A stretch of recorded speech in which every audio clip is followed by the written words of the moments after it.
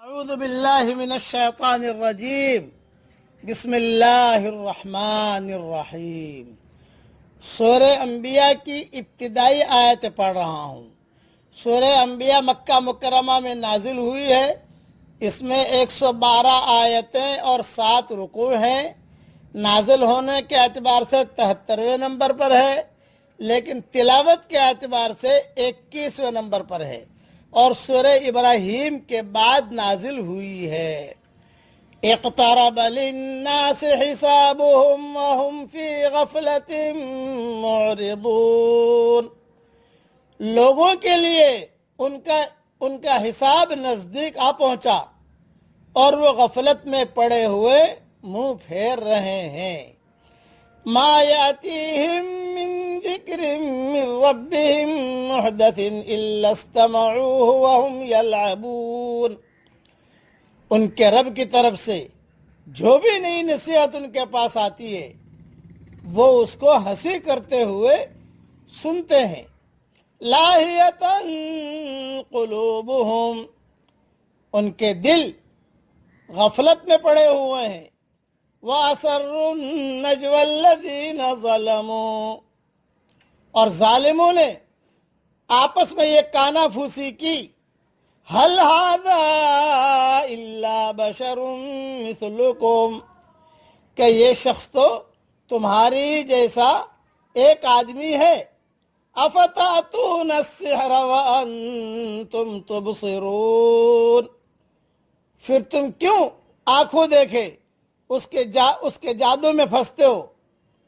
قال ربی یعلم القول فی السماء والارض وهو السمیع العلیم، رسول نے کہا کہ میرا رب ہر بات کو جانتا ہے، چاہے وہ آسمان میں ہو یا زمین میں، اور وہ سننے والا جاننے والا ہے۔ اب اس کی تشریح سن لیجئے۔ قیامت سے انسانی غفلت کا بیان ہے۔ موت کی چکی زور زور سے چل رہی ہے اور لوگ غفلتوں میں پڑے ہوئے ہیں۔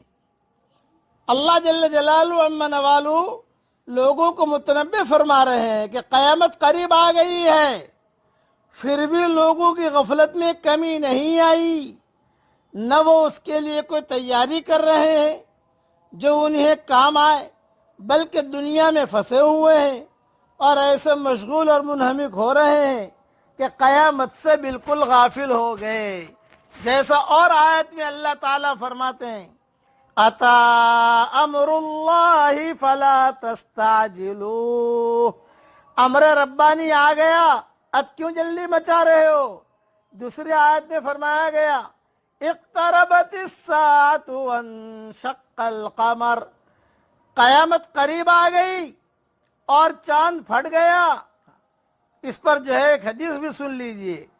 حضرت عامر ابن ربیعہ کے یہاں رضی اللہ تعالیٰ عنہ کے یہاں ایک صاحب مہمان بن کے آئے، انہوں نے بڑے اکرام اور احترام سے انہیں اپنے یہاں اتارا اور ان کے بارے میں رسول اللہ صلی اللہ علیہ وسلم سے بھی سفارش کی۔ ایک دن یہ بزرگ مہمان ان کے پاس آئے اور کہنے لگے کہ رسول اللہ صلی اللہ علیہ وسلم نے مجھے فلاں وادی عطا فرما دی ہے، میں چاہتا ہوں کہ اس بہترین زمین کا ایک ٹکڑا میں آپ کے نام کر دوں، کہ آپ کو بھی فالغ الباری رہے، ایک پلاٹ آپ کو بھی دے دوں تاکہ آپ کے دھندے میں کام آوے، ہدیہ کروں آپ کو، تاکہ آپ کو بھی فارغ البالی رہے، آپ دین کا کام کر سکیں، اور آپ کے بعد آپ کے بال بچے بھی آسودگی سے گزر کریں، اور آپ کی کچھ ہیلپ بھی ہو جائے گی۔ حضرت عامر رضی اللہ تعالیٰ عنہ نے جواب دیا کہ بھائی مجھے اس کی کوئی ضرورت نہیں، اللہ معاف فرمائے، آج تو اگر 5 جوتے بھی ہو تو بھی آدمی لے لیتا، منع کرنے کا رواج آج کل ہے ہی نہیں، آنے دو جتنا آتا ہے، حلال کھاؤ حرام کھاؤ جو بھی، بس آنے دو۔ اور وہاں یہ تھی، اسی لیے مولانا یوسف صاحب رحمۃ اللہ علیہ نے باب رد المال کا باب باندھا،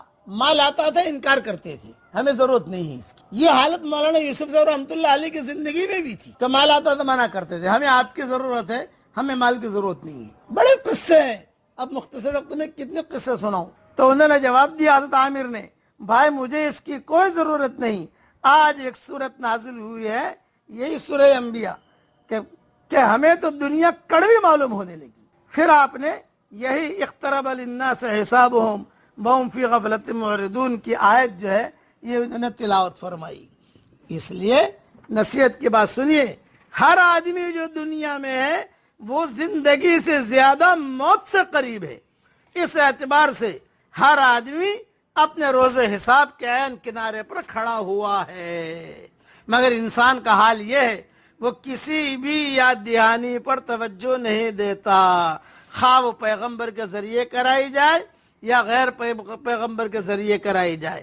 حق کے داعی کی بات کو وہ بس ایک انسان کی بات کہہ کر نظر انداز کر دیتا ہے. ہر آدمی یہ بات کرتا ہے کہاں قیامت آئے گی، کہاں کیا ہوگا. نہیں، یہ بات نہیں. اس لیے قیامت کی تیاری کرنی چاہیے. یہ ساری تفصیل جو میں نے بیان کی ہے اور حضرت عامر کا جو قصہ بیان کیا ہے یہ تفسیر ابن کثیر سے میں نے لیا ہے، وہاں دیکھ لیا جائے. اب پڑھیے میرے ساتھ، اللہم اعنا علی ذکرک و شکرک و حسن عبادتک.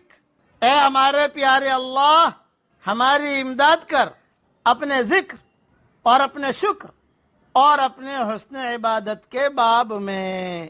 یہ دعائے مسنون حضرت محمد صلی اللہ علیہ وسلم فرض نماز کے بعد پڑھا کرتے تھے. یعنی اللہ تیرا ذکر کرنے کی، شکر کرنے کی تو ہمیں توفیق عطا فرما. اللہ تعالیٰ یہ دعائیں ہم سب کے لیے قبول فرمائے. آمین. وآخر دعوانا ان الحمدللہ رب العالمین.